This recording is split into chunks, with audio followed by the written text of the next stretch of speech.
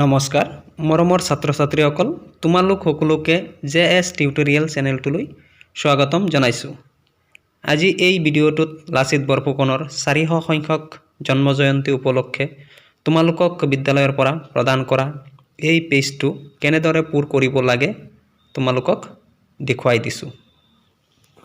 প্ৰথমে ইয়াত তোমালোকৰ নেম বুলি দিছে, নামটো লিখিব লাগিব।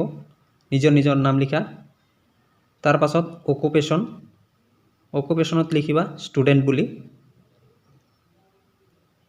তাৰ পাছত আছে এড্ৰেছত দিবা তোমালোকৰ বিদ্যালয়ত নামটো লিখিবা।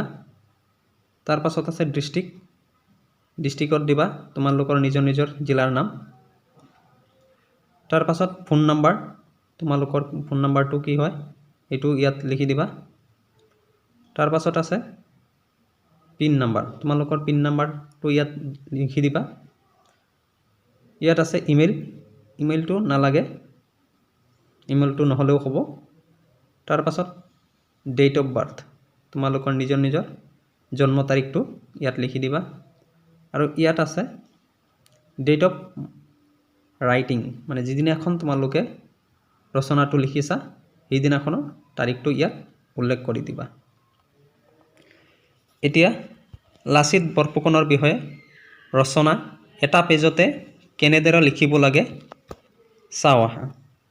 আৰু যদি লাচিত বৰফুকনৰ বিষয়ে দীঘলীয়া ৰচনা লাগে মোৰ চেনেলটোত উপলব্ধ আছে, তাৰ পৰা তোমালোকে চাই ল'বা। পৰিচয়: লাচিত বৰফুকনৰ জন্ম হৈছিল 1622 চনত। তেওঁৰ দেউতাৰ নাম আছিল মোমাই তামুলী বৰবৰুৱা। সৰুৰে পৰা লাচিত আছিল বৰ সাহসী, কৰ্তব্যপৰায়ণ, পৰিশ্ৰমী আৰু তীক্ষ্ণ বুদ্ধিসম্পন্ন ব্যক্তি।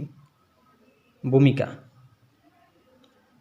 অসমৰ ইতিহাসত দেশপ্ৰেমিক বীৰ বুলি ক'লে বিশেষভাৱে লাচিত বৰফুকনৰ নামেই লোৱা হয়। 1671 চনত মোগল আৰু আহোমৰ মাজত বিখ্যাত শৰাইঘাটৰ যুদ্ধ হৈছিল।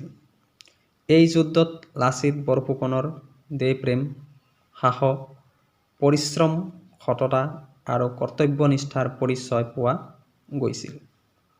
লাচিত বৰফুকনে শৰাইঘাটৰ যুদ্ধৰ বাবে গড় নিৰ্মাণৰ দায়িত্বত থকা মোমায়েক শুই থকা দেখি দেহতকৈ মোমাই ডাঙৰ নহয় বুলি কৈ মোমায়েকৰ শিৰচ্ছেদ কৰিছিল।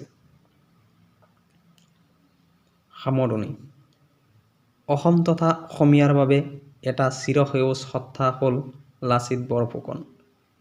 তেওঁৰ মৃত্যু হয় 1672 চনৰ 25 এপ্ৰিলত।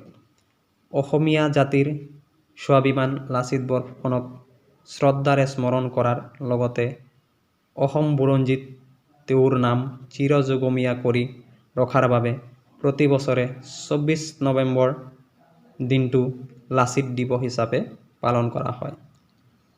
ইয়াতেই সমাপ্ত কৰিছোঁ। মৰমৰ ছাত্ৰ ছাত্ৰীসকল, ভিডিঅ'টো চাই ভাল পালে লাইক কৰিবা, আৰু যদি মোৰ চেনেলটো এতিয়ালৈকে ছাবস্ক্ৰাইব কৰা নাই প্লিজ তোমালোকে ছাবস্ক্ৰাইব কৰি দিবা আৰু বন্ধুবৰ্গৰ লগত ভিডিঅ'টো শ্বেয়াৰ কৰি দিবা। ধন্যবাদ।